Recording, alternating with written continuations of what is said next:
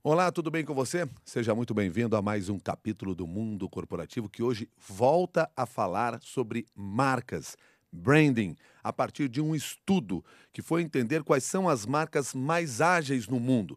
Um conceito sobre o qual a gente vai se aprofundar um pouco mais nesta conversa de hoje. E para tratar deste trabalho, deste estudo e de branding, nós convidamos o Fernando Leira, que é gerente-geral da Landor, uma agência global de branding e que é responsável por este trabalho ao qual me referi agora na abertura. Fernando, desde já, muito obrigado pela sua gentileza de estar conosco aqui no Mundo Corporativo. Bom dia. Bom dia, Milton. Obrigado. Fernando Leira, falei agora há pouco que vocês desenvolveram um estudo para mostrar quais são as marcas mais ágeis do mundo. Então vamos começar por definir que conceito é esse, o que significa uma marca ágil.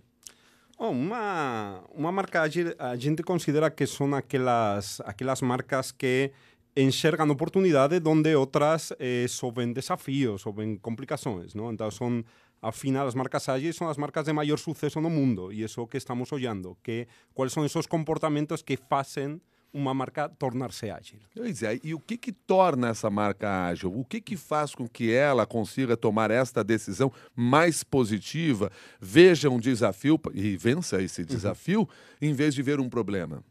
Aí, uma marca ágil, o que a gente identificou são seis comportamentos que identifican claramente esa agilidade. E podemos nombrar esos seis comportamentos, ¿no? O primeiro deles tem que ser uma marca que seja adaptável e que poda mudar, e que poda mudar rápido e não tenha medo de mudar, ¿no?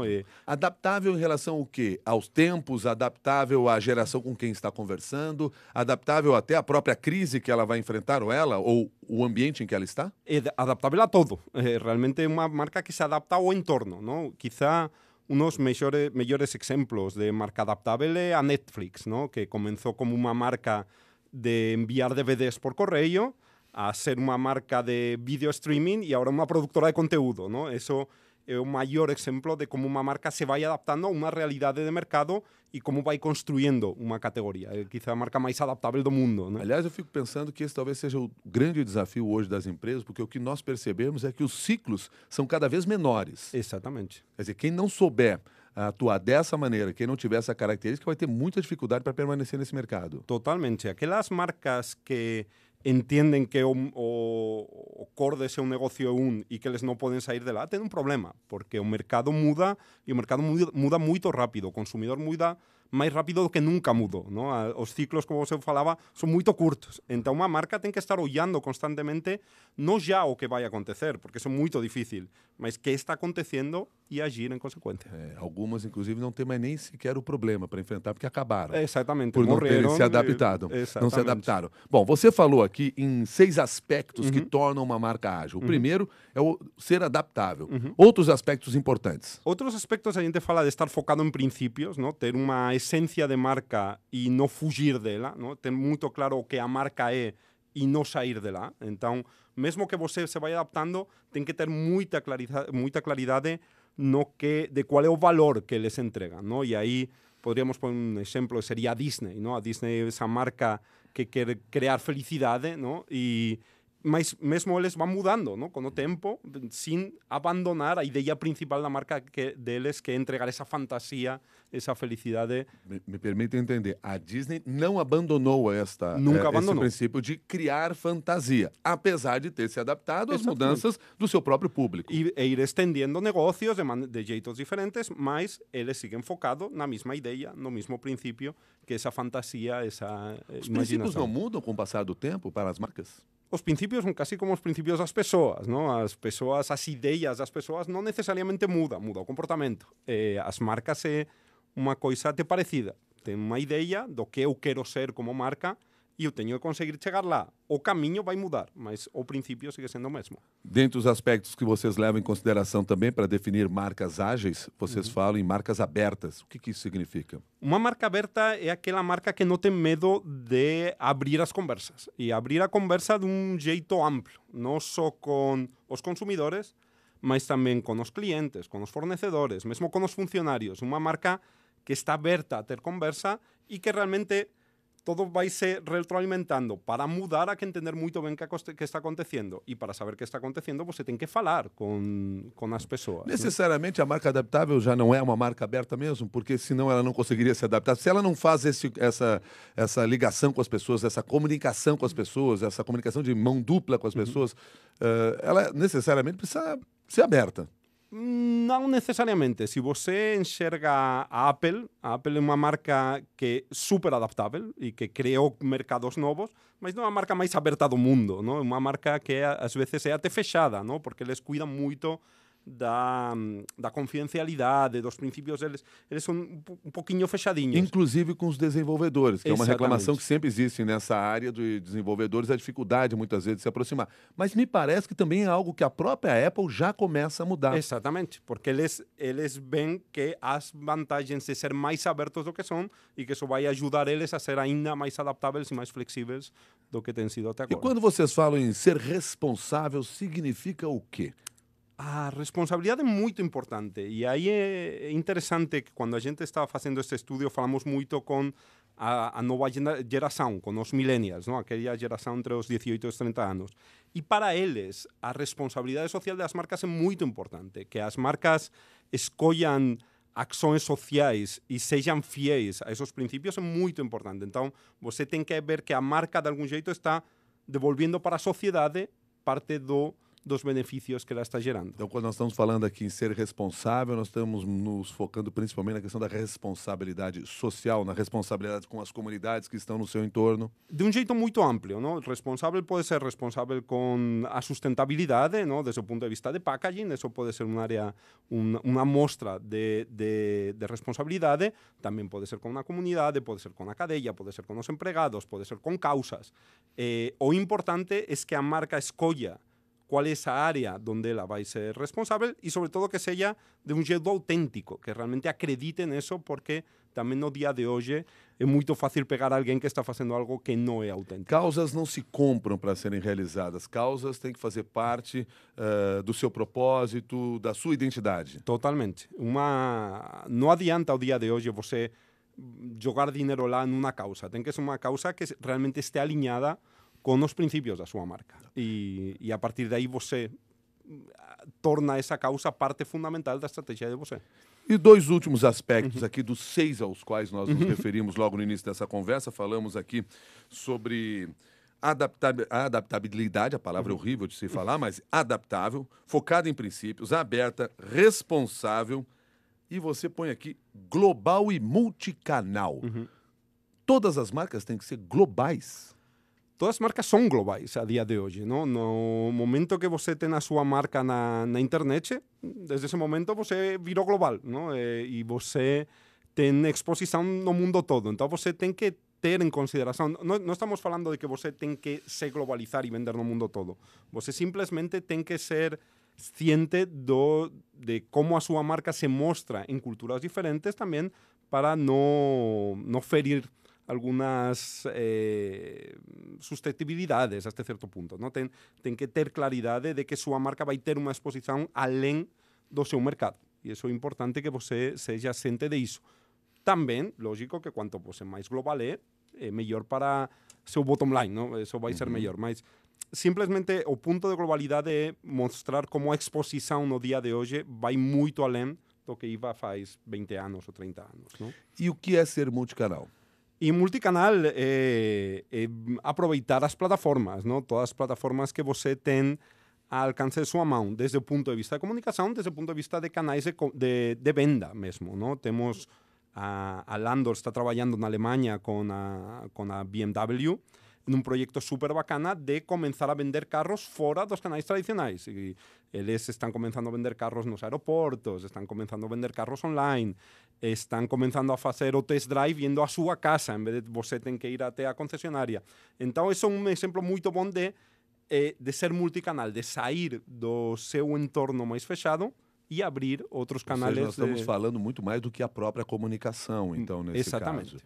Né? Porque você está falando aqui de canais de vendas, por exemplo, os canais para onde você vai oferecer esses produtos. Você cita, por exemplo, o exemplo do YouTube, que é um exemplo de uma empresa e de uma marca que tem essa visão multicanal? Exatamente. E YouTube que comenzó también como una marca de simplemente un espacio para postar vídeos, eles también se están tornando productores de conteúdo hasta cierto punto y eles están saindo da súa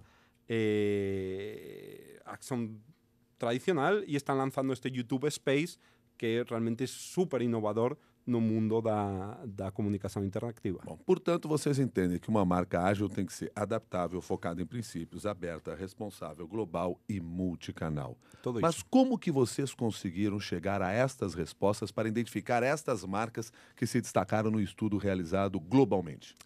Aí, bom, um estudo que é um pouco até complicado, mas tem 3 partes que vou tentar explicar de uma maneira bem simples. Não? A primeira delas é que a Landor faz globalmente um estudo que chamamos de Brand Asset Valuator, que é um estudo de marcas. Que é o valor das marcas. É valor de marcas, um valorador de marcas e é uma pesquisa que fazemos em mais de 30 países durante os últimos 25 anos. Não? Então, aí temos umas 5.000 marcas dentro do estudo, da pesquisa, desculpa, e essa pesquisa se faz todos os anos. Então, essa foi a base para identificar quais eram as marcas que tinham tido maior crescimento nos últimos 5 anos. Não? Então, aí já chegamos a um número de marcas e a través de análisis da informação que tínhamos, empezamos a ver quais eram as coisas em comum que tinham essas marcas, não? A través de um estudo factorial. Que aconteceu? Que há 2 elementos que saíram muito fortes, não? El de ser uma marca com postura de líder, uma marca que tem essa postura de liderança, e outra que é uma marca que mostra autenticidade. De aí pegamos toda essa informação e nos fuimos a fazer este estudio con millennials, ¿no? Y ahí hicimos un estudio online con millennials en 4 países, no Reino Unido, nos Estados Unidos, na Francia y na China, para entender cómo eles se relacionaban con las marcas y para jogar lá algunos de estos insights, algunas de estas informaciones que tiñamos do análisis que tínhamos feito do estudo global da Landor. Tá, então vamos pegar partes aí das informações sobre as quais você tratou. Eu vou me referir primeiro à questão da geração millennial. Você já se referiu pela segunda vez sobre este grupo de jovens que vocês procuraram e se aprofundaram na opinião deles. Por que é tão importante a opinião desta geração hoje? No, porque a geração que agora mesmo é a que está tomando o mando, não, de algum jeito, não só do consumo, sino também que é a geração que está assumindo a liderança das empresas, que está chegando ao mundo do consumo e realmente é uma geração que tem mudado o entendimento que tinha a minha geração, não? Então, uma geração muito mais globalizada, que conecta muito mais em comunidade e que tem uns valores um pouco diferentes. Então, para as marcas é completamente fundamental para ter sucesso nos próximos anos entender essa geração, porque essa geração é que realmente vai ter que conectar. Não? Portanto, quando vocês falam lá que uma marca ágil tem que ser aberta, ela tem que ser aberta a ouvir estas pessoas especificamente, este grupo de pessoas?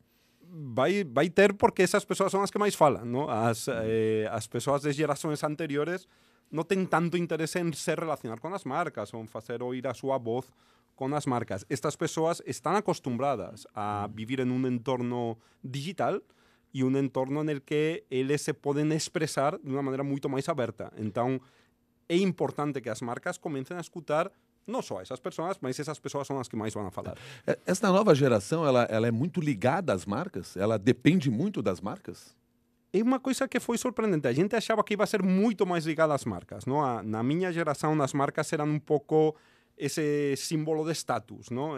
Que mostrava de portas para fora. Para esta geração é uma coisa muito mais interna. A nossa geração é qual? A nossa. A nossa geração 40, X, 50 mais para os 40 que para os 50. Entre 40 e 50 anos, nós estamos falando aqui. Tá, e você estava dizendo que essa geração, ela, me perdoe, ela era mais ligada às marcas do que a atual?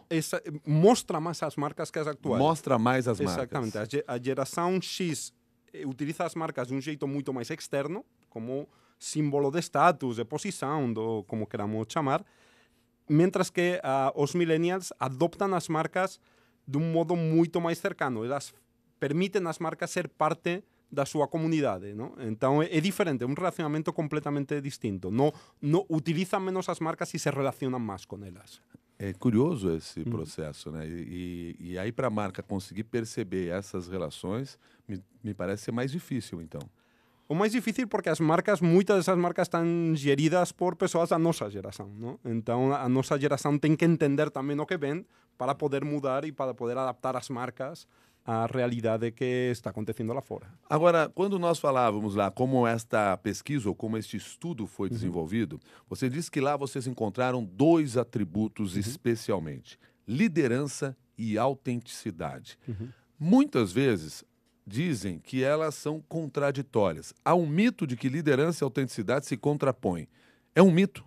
Eu acho que sim, eu acho que é um mito. É verdade que algumas marcas, ao tornar-se marcas líderes ou ao tornar-se marcas massivas, perdem um pouco desses princípios dos que falávamos antes e perdem um pouco dessa frescura ou dessa autenticidade que elas tinham, mas tem marcas aí que siguen sendo muito autênticas, mesmo sendo líderes. Mas é um mito, porque não acontece sempre. Mas tem casos que acontece e quizá daí é onde sai essa... E dos muitos atributos que vocês analisaram para identificar o que tornava comum entre essas marcas, foram esses que se destacaram? Esses 2 são os atributos que nos serviram para identificar realmente qual era o que mais destacava dentro da nossa pesquisa.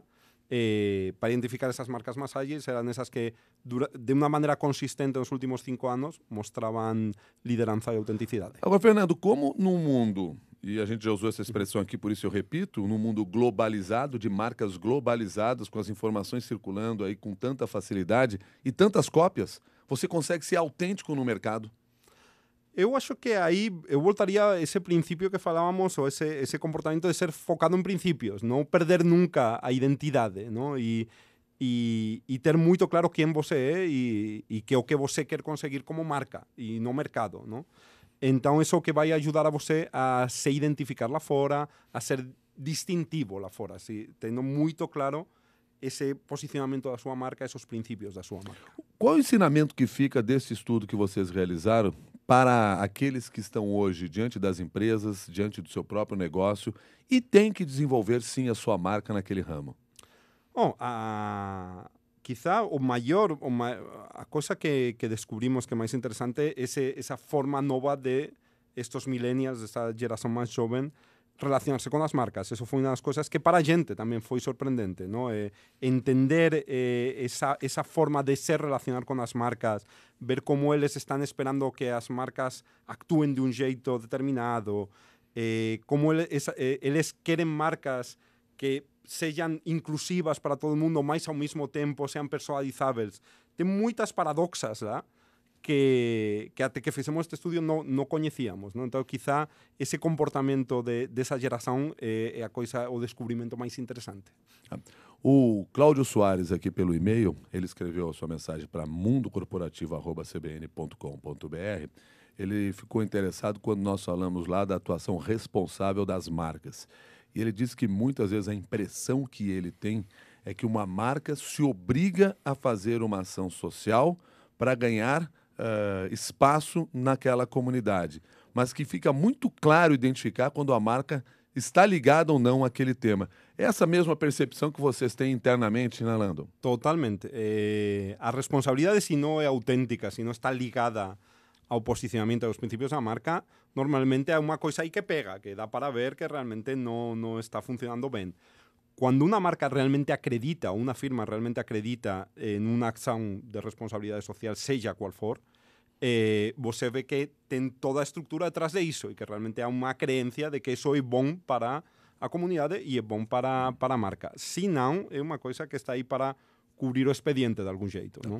Hoje é muito comum a gente ver na formação das marcas a prática do conceito do storytelling, ou seja, a contação de história, da sua própria história, aproximando-se das comunidades. Essa é uma das formas de construção de marcas que se tem trabalhado hoje. O que tem mais além disso? Bom, tradicionalmente, as marcas se construem tem duas formas de construir a marca, não? E são complementarias uma da outra. Uma parte é a história que você conta, que é onde se inclui esse storytelling, mas também se inclui o posicionamento de marca, as crenças de marca, e toda essa parte da história da sua marca. E logo tem uma parte de símbolos, que é o que é distintivo e que aí inclui toda a parte desde o logotipo, a presença de marca, a presença gráfica, a linguagem visual, a linguagem verbal. Então, esses dois jeitos são os jeitos tradicionais, não? E você tem que compensar um com o outro, porque a história é importante, mas também como você conta a história e os símbolos que tem lá fora são o que vão fazer sua marca distinguível. E eu lhe fiz essa pergunta porque exatamente a questão apresentada aqui pelo Gustavo no e-mail, quando ele diz assim, hoje o que eu mais ouço dentro das empresas é precisamos fazer um storytelling. Essas coisas, de repente, acabam virando também lugar comum. Exatamente. Então, aí voltamos aos princípios, não? Se você faz um storytelling, tem que ser um storytelling que esteja ligado não só à realidade, que já tivemos aqui no Brasil algunos exemplos de marcas que inventaron as historias e eso al final acaba pegando, né? Então é importante que seja auténtico, que seja real e que este ligado con os principios de súa marca, porque senón você crea unha coisa que non se entende ou não é real. Você já falou 2 ou 3 vezes aqui sobre a importância da autenticidade e de estar focado aos seus princípios. Agora, hoje nós temos um cenário completamente poluído de informação, uma quantidade enorme de mensagens que nós recebemos diariamente. E as marcas estão competindo com todas essas informações que circulam em qualquer canal. Como sobreviver nesse mercado? Como realmente fazer a minha marca relevante para determinadas comunidades que sejam o meu público-alvo? Você tem que entender, e é o que estávamos falando, tem que entender muito bem com quem você se quer comunicar, qual é o seu público, quais são os interesses, quais são as inquietudes e como esse público espera você agir, porque ele tem uma expectativa das marcas. A partir daí você precisa muita consistência e nesse cenário tão poluído é onde a consistência é mais importante, que você se mantenha fiel a seus princípios, contando uma história que é consistente, que se mantém no tempo, é muito importante. E um dos grandes erros de muitas marcas, não? Mudar de um aspecto para outro muito rápido. Não, desde o ponto de vista da história, você pode mudar como conta a história, mas a história tem que ser a mesma. E o Vitor Santos me cobra aqui dizendo o seguinte, mas afinal, quais são as marcas mais ágeis que eles encontraram? Aí hemos identificado as marcas mais ágeis no mundo, ¿no? Agora estamos compensando, o sea, estamos complementando ese estudio aquí no Brasil para entender cuáles son as marcas más ágeis no Brasil. O que vimos no mundo, temos uma lista de 10 marcas que son as máis ágeis do mundo. Então, comenzando con a Samsung, que é ben coñecida aquí, temos Android, que é unha das marcas da Google, temos a Google mesmo e o YouTube, então Google ten até 3 marcas dentro deste estudio. Ten a Wikipedia, ten a Apple, ten a Dyson, que non é moito coñecida aquí no Brasil, ten Microsoft, que sí que é ben coñecida, ten a IKEA, ou IKEA, non sei como se pronuncia aquí, IKEA, que non está presente no Brasil, e ten a Disney, ¿no? Esas son as 10 marcas que a gente identificou. Curiosamente, boa parte dessas marcas que aparecem com destaque são marcas ligadas à era digital. Isso é significativo. Mas é lógico, não? Porque eles são os que estão liderando agora as mudanças no mercado. Eles são as marcas. E por isso eu falava que Google tem até 3 marcas dentro do estudo global. Por quê? Porque eles entendem os meios digitais melhor que ninguém. Eles são nativos digitais. E a revolução digital, e especialmente com este público de que falávamos, a que está liderando também a comunicação das marcas com os consumidores. Então, e aí as marcas analógicas sofrem mais para aparecer nesse cenário? Elas têm muito mais dificuldade para serem ágeis? Tem mais dificuldade, lógico, porque são essas marcas que ao princípio falávamos que não enxergam ou que não entendem que eles têm que mudar para se adaptar a uma nova realidade. Você tem marcas afora que vendem pneus e que acham que vendendo pneus você não pode sair dos canais tradicionais, da comunicação tradicional. Isso não é necessariamente verdade, porque você pode vender pneus em outro canal ou pode se comunicar com os seus consumidores de um jeito diferente. Quem, usando essa expressão que eu usei aqui de marcas analógicas, está gerando uma ruptura nessa história? Quem realmente está mudando isso na percepção de vocês, nas análises, diferentes análises que vocês fazem, não necessariamente só nesse estudo sobre o qual nós estamos conversando, mas que você até como um especialista nessa área, um estudioso dessa área, percebe isso? Não, aí temos exemplos de marcas, já nombrei alguma, não? A BMW na Alemanha está fazendo um trabalho espetacular de como... A BMW. BMW. De como sair dos canais tradicionais, um trabalho super bacana.